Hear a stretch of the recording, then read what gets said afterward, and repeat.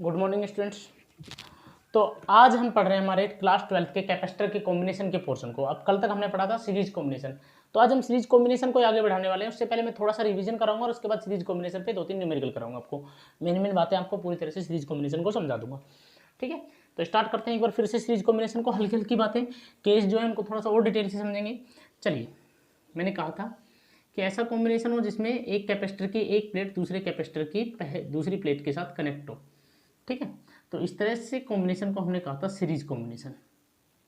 ठीक है, और हमने क्या कहा था कि मान लो ये कैपेसिटर है, ऐसे कनेक्ट है, एक बैटरी से कनेक्ट है, और हम क्या चाहते हैं कि हम इनको हटा दें और इनकी जगह एक ही कैपेसिटर लगा दें जो इन तीनों के बराबर काम करे। उस कैपेसिटर को उसी बैटरी से कनेक्ट करें और वो उसी के बराबर कैपेसिटेंस दे, जिसको हमने कहा था मतलब उसी के इक्विवेलेंट काम करे, तो उस कैपेसिटर को कहते थे इक्विवेलेंट कैपेसिटर, और उसकी कैपेसिटेंस को कहते थे इक्विवेलेंट कैपेसिटेंस। ठीक है, ये charge Q, potential V, battery, ये बैटरी ने वी पोटेंशियल दिया। मान लो इस कैपेसिटर की कैपेसिटेंस C1 है, ये C2 है और ये C3 है। ठीक है, सीरीज में है तो मैंने क्या कहा था कि चार्ज सेम रहेगा, क्योंकि एक ही तो रास्ता चार्ज का जाने का। ठीक है, लेकिन पोटेंशियल क्या हो जाएगा, अलग अलग हो जाएगा, V1 V2 और V3। मैंने क्या कहा था कि भाई V जो है वो एक्चुअल में तो V1 plus V2 plus V3, क्योंकि ये V पोटेंशियल ही तो डिस्ट्रीब्यूट हुआ है। अरे बैटरी ने V पोटेंशियल मान लो 12 वोल्ट दिया तो इसको 4 दे दिया, इसको 6 दे दिया तो इसको 2 दिया होगा, तभी तो 12 आया। चलिए, तो अब कैपेसिटेंस का जो फॉर्मूला था वो था C बराबर Q अपॉन V। तो इसी से अगर बात करें तो V बराबर Q अपॉन C निकाला जा सकता है। तो अगर मैं पहले कैपेसिटर के लिए बात कर लूँ तो पहले कैपेसिटर के लिए क्या लिखा जाएगा, पहले कैपेसिटर में चार्ज Q था लेकिन कैपेसिटेंस C1 थी, दूसरे कैपेसिटर पर चार्ज Q था लेकिन कैपेसिटेंस C2 थी, और तीसरे कैपेसिटर पर भी चार्ज Q था लेकिन कैपेसिटेंस क्या थी, C3। और इक्विवेलेंट को क्या लिखा जाता, चार्ज तो Q था लेकिन कैपेसिटेंस कितनी थी, CS। तो Q upon C1 Q upon C2 plus Q upon C3। अगर हम Q को कैंसिल कर दें तो 1 अपॉन CS बराबर 1 upon C1 plus 1 upon C2 plus 1 upon C3 आया था। मैंने क्या कहा था, ये क्या है, इक्विवेलेंट कैपेसिटेंस है, लेकिन ये कैसी है, इनवर्स है। कैसी है, इनवर्स। तो मैंने क्या कहा था, the inverse of equivalent capacitance of series combination, the inverse of equivalent capacitance of series combination is equal to the sum of, is equal to the, ये क्या है भैया, सम है, is equal to the sum of inverse of capacitance of all capacitors, capacitance of all capacitors, those are connect in series, those are connect in series. मतलब किसी भी series combination के equivalent capacitance क्या होगी, equivalent capacitance जो है उसका inverse जो होगा ना, वो उस सर्किट में जितने भी कैपेसिटर जुड़े थे उन सबकी कैपेसिटेंस के इन्वर्स के सम के बराबर होगी, इन्वर्स के सम के बराबर होगी।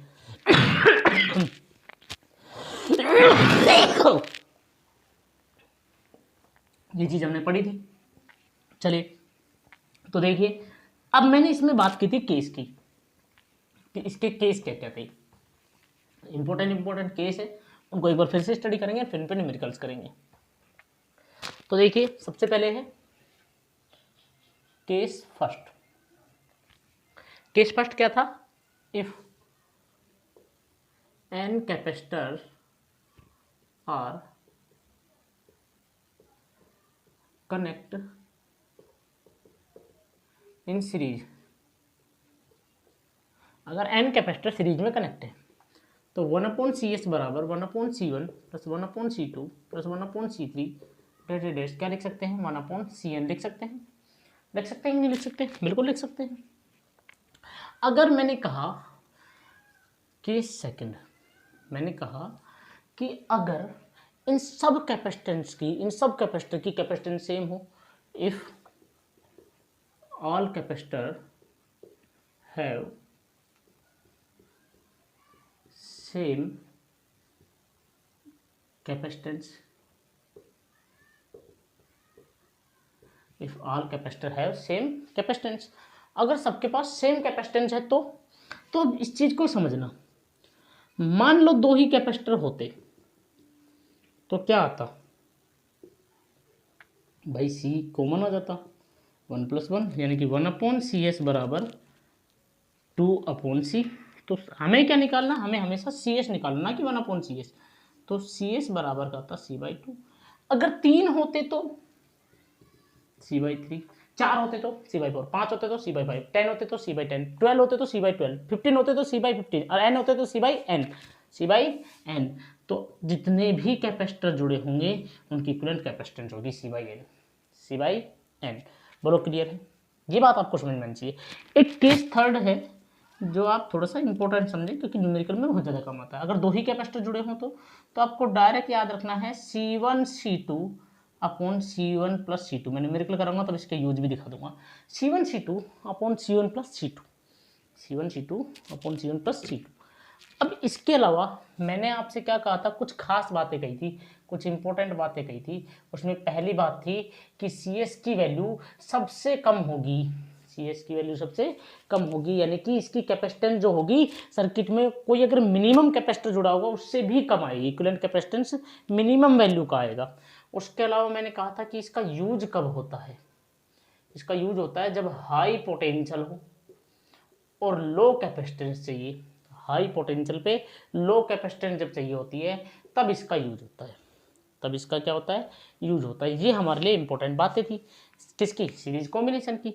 तो चलिए अब बात करते हैं सीरीज कॉम्बिनेशन में। अब कुछ एक बात और ध्यान रखेंगे, एक बात और ध्यान रख लेंगे कि इसमें क्या रहेगा, चार्ज जो रहेगा, Q जो रहेगा वो क्या रहेगा, वो हमेशा सेम रहेगा, और अलग क्या रहेगा, पोटेंशियल वेरिएबल रहेगा।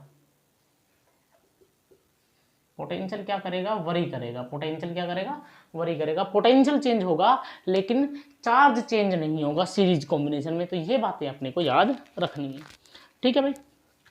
चलिए बहुत अच्छी बात है यहाँ तक अगर आपको समझ में आया है तो अब हम बात कर रहे हैं न्यूमेरिकल्स की।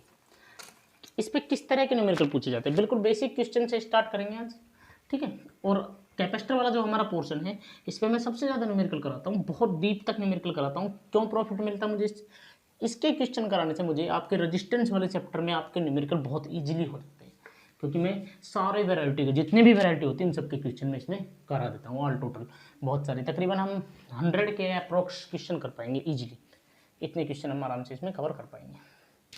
चलिए तो स्टार्ट करते हैं। पहली बात सीरीज कॉम्बिनेशन में, पहली बात आप समझ लीजिए कि आपसे क्या क्या पूछ सकता है। सबसे पहले तो आपसे इक्विवेलेंट कैपेसिटेंस ही पूछ सकता है। दूसरी बात आपसे चार्ज पूछ सकता है, और तीसरी बात आपसे पोटेंशियल पूछ सकता है। लेकिन ध्यान रखना कि चार्ज हमेशा सेम होता है, इसलिए किसी भी एक कैपेसिटर पे निकाल लो चार्ज आपका आ जाएगा। पोटेंशियल के आपको थोड़ा सा ध्यान रखना है। अब मैं आपको यहाँ पे दो मेथड सिखाऊंगा, एक लॉन्ग मेथड और एक ट्रिक मेथड। दोनों मैं आपको सिखाऊंगा क्योंकि हमारे MCQ आते हैं, क्या आते हैं, MCQ आते हैं। तो मैं आपको ट्रिक मेथड भी सिखाऊंगा ताकि आप MCQ में ज़्यादा टाइम वेस्ट ना करें अगर ऐसा कोई क्वेश्चन आ जाता है तो, ठीक है भाई। चलिए तो स्टार्ट करते हैं। सबसे पहले बहुत शानदार तरीके से पहले ही एग्जाम्पल के साथ हम स्टार्ट करते हैं। पहला एग्जाम्पल देखिए, मान लो कि दो कैपेसिटर है जो इस तरह से सीरीज में कनेक्ट है। दो से स्टार्ट कर रहे हैं ताकि वो फॉर्मूला भी आपको समझ में आ सके, ठीक है, प्लस और माइनस। मान लो 10 वोल्ट की बैटरी कनेक्ट है, इस कैपेसिटर की कैपेसिटेंस है 2 और इसकी है 4। अब आपसे क्या पूछ लिया, इसने पूछ लिया पहली बात कि भाई पोटेंशियल निकालो, चार्ज निकालो और इक्विवेलेंट कैपेसिटेंस निकालो। तीनों चीज़ पूछ ली इसने भाई, तीनों चीज़ पूछ ली। करते हैं, शुरू करते हैं। सबसे पहले इक्विवेलेंट कैपेसिटेंस निकालेंगे, तो मुझे बता दीजिए कि C इक्विवेलेंट क्या होगी। मैंने आपको बताया अगर दो कैपेसिटर जुड़े हों तो दोनों का मल्टीप्लाई कर दो और दोनों का ऐड करके डिवाइड कर दो। C1 C2 upon C1 plus C2, C1 C2 upon C1 plus C2। बहुत बढ़िया। तो C इक्विवेलेंट क्या निकल के आया, 2 × 4 अपॉन 2 + 4 यानी कि 8/6, यानी कि C इक्विवेलेंट मेरे पास आ गया 4/3, 4/3। अब निकालना है चार्ज कितना होता है। दूसरे नंबर पे हमेशा क्या निकलेगा सीरीज में, चार्ज, और पैरेलल होता तो वोल्टेज निकलती, पोटेंशियल निकलता। ठीक है, क्योंकि जो सेम होगा ना, जो सेम वो निकलेगा पहले, जो क्या होगा सेम होगा पहले वो निकलेगा। ठीक है, तो इसमें क्या होता है सीरीज में चार्ज सेम होता है तो चार्ज निकलेगा, पैरेलल में पोटेंशियल सेम होता है तो पोटेंशियल निकलेगा।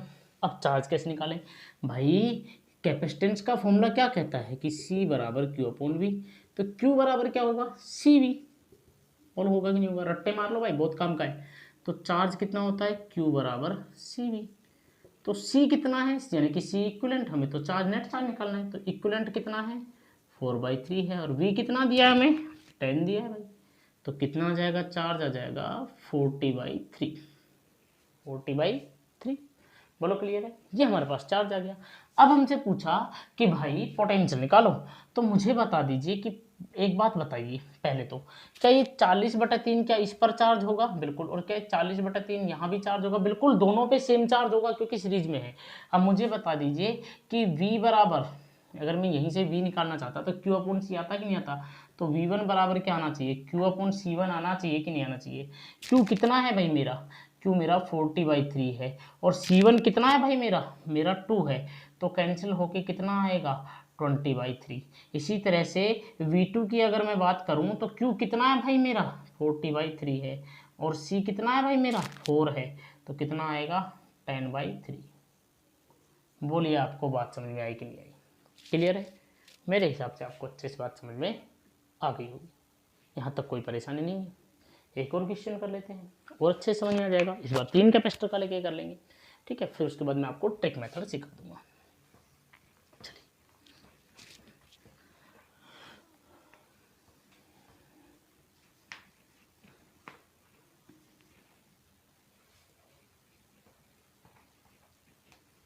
चलिए पहले मैं यहाँ पर फॉर्मूला लिख देता हूँ कि आपको बार बार नहीं देखना पड़े।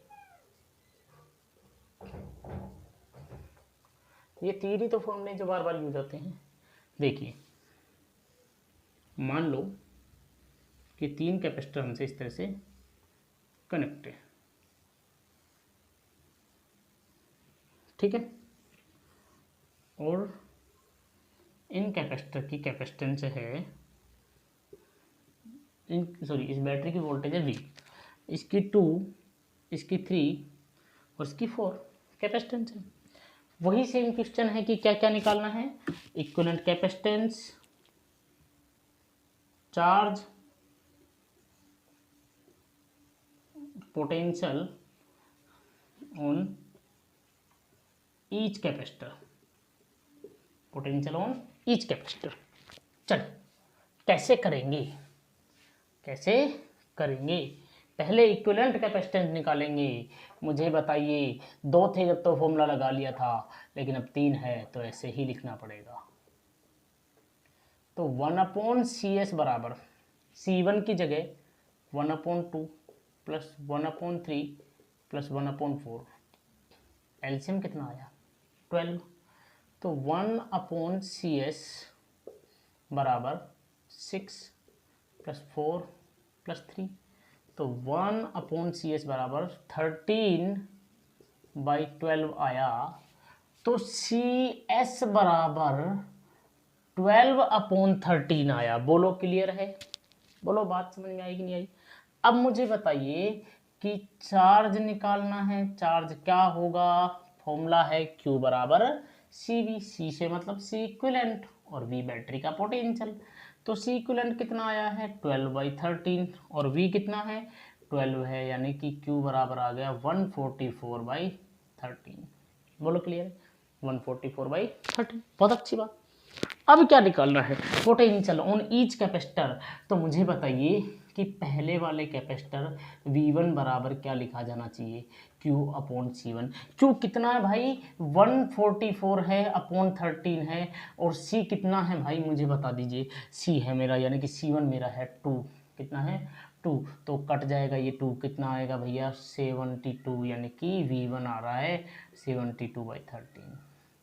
V2 बराबर कितना आएगा Q/C2 आएगा, Q/C2, Q कितना है 144/13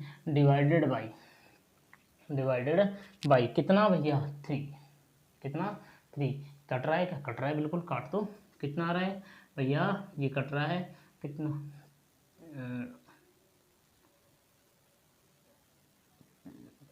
4 12, कितना बचा 2 बचा, और 8 3 24 अपॉन कितना 13, अपॉन कितना 13।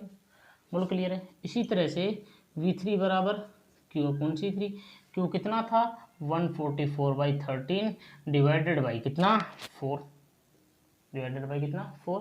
कट रहा है क्या, देखो काट के देखो, नहीं कट रहा, कट रहा है। 4 4 3 12, बचा कितना 2, और 4 6 24, तो 36/13, 36/13। बोलो क्लियर है। तो ये बहुत सिंपल सी बातें थी, आपको इजीली मेरे हिसाब से समझ में आ गई होंगी, कोई टफ चीज़ नहीं थी। चलिए आगे बढ़ते हैं, और नई चीज़ों के साथ शुरुआत करते हैं, और नई चीज़ों को पढ़ते हैं। चलिए देखिए, अब हम बात करेंगे ट्रिक मेथड की। किसकी बात करेंगे, ट्रिक मेथड की। बहुत सिंपल होगा ट्रिक मेथड, मैं आपको समझा देता हूँ। ट्रिक मेथड थोड़ा सा दिमाग लगाएंगे, यही ट्रिक मेथड रेजिस्टेंस में भी काम करेगा। 3 कैपेसिटर की ही बात करेंगे।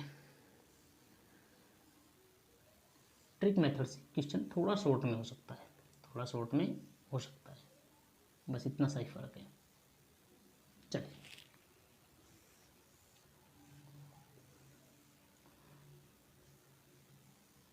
लेकिन उसके लिए आपको रेशो जरूर आना चाहिए, ठीक है।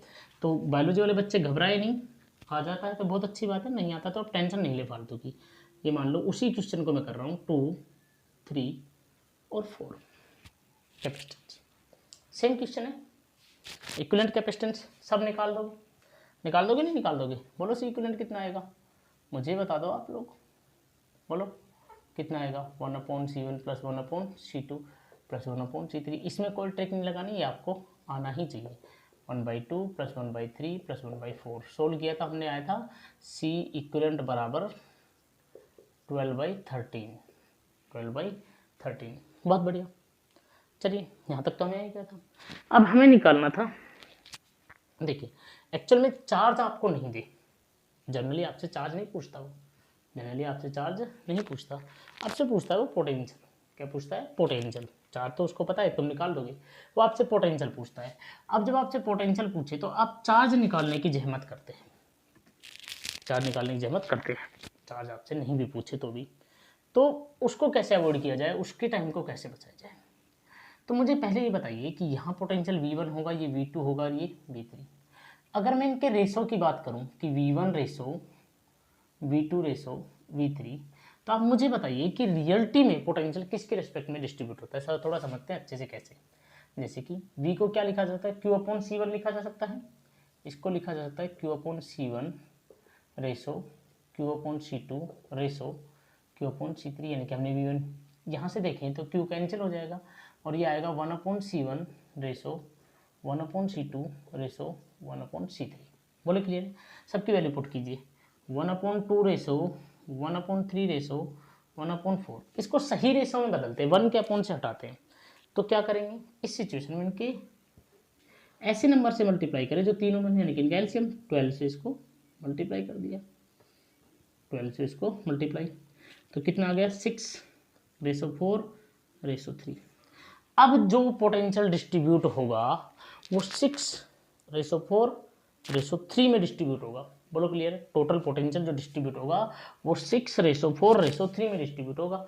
तो अब क्या करना है, अब बहुत सिंपल है, फॉर्मूला होता है टोटल पोटेंशियल, आपको निकालना आता है लेकिन फिर भी मैं लिख देता हूँ, total potential upon total ratio into required ratio,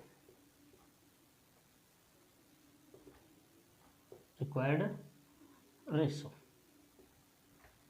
ठीक, समझिए कैसे। टोटल पोटेंशियल कितना था 12, मैं पहले V1 निकाल रहा हूँ भाई, टोटल पोटेंशियल कितना था 12 अपॉन टोटल रेशो कितना है 6/4/13 आ गया भैया। पहले का पोटेंशियल पहले वाले के लिए निकाल रहे हैं, किसके लिए निकाल रहे हैं, पहले वाले के लिए, फर्स्ट वाले कैपेसिटर के लिए निकाल रहे हैं। तो फर्स्ट वाले का रेशो कितना है 6, तो V1 बराबर फर्स्ट रिक्वायर्ड रेशो, फर्स्ट का रिक्वायर्ड रेशो आएगा तो कितना 72/13। V2 बराबर में दूसरे वाले का भाई 12/13 तो फिक्स है, क्या आएगा 4, 48/13। उसके बाद V3 12/13 तो फिक्स था, कितना 3 आ जाएगा 36/13, 36/13 खत्म। अब देखिए आप कहोगे सर ये तो और भी लंबा हो गया। अरे भाई लंबा इसलिए हो गया क्योंकि मैंने तुझे बहुत सारी बातें बताई यहाँ पे।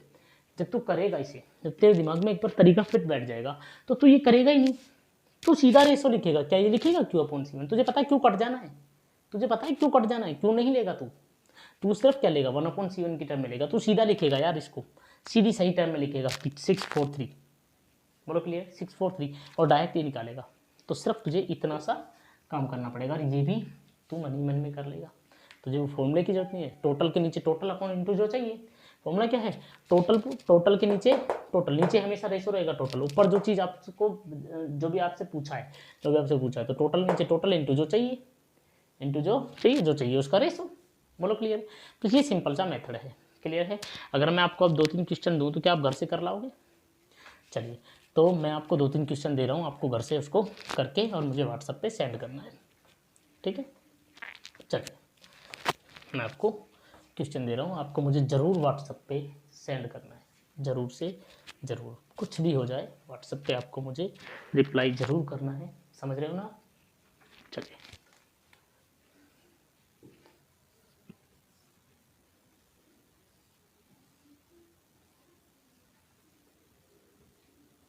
पहला क्वेश्चन है, सिंपल क्वेश्चन दे रहा हूँ, 6 to 9 15 वोल्ट की बैटरी, सब कुछ वही सेम, कैपेसिटेंस भी, चार्ज भी और पोटेंशियल भी, ठीक है।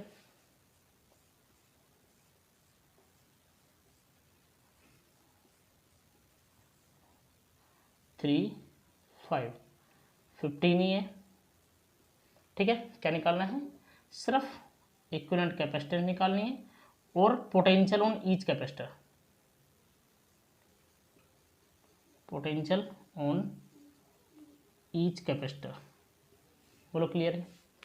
ठीक है भाई, अगर आप वीडियो देख रहे हैं तो आप मुझे रिप्लाई करेंगे, ठीक है भाई, कोई दिक्कत वाली बात नहीं। चलिए मिलते हैं नेक्स्ट वीडियो के अंदर।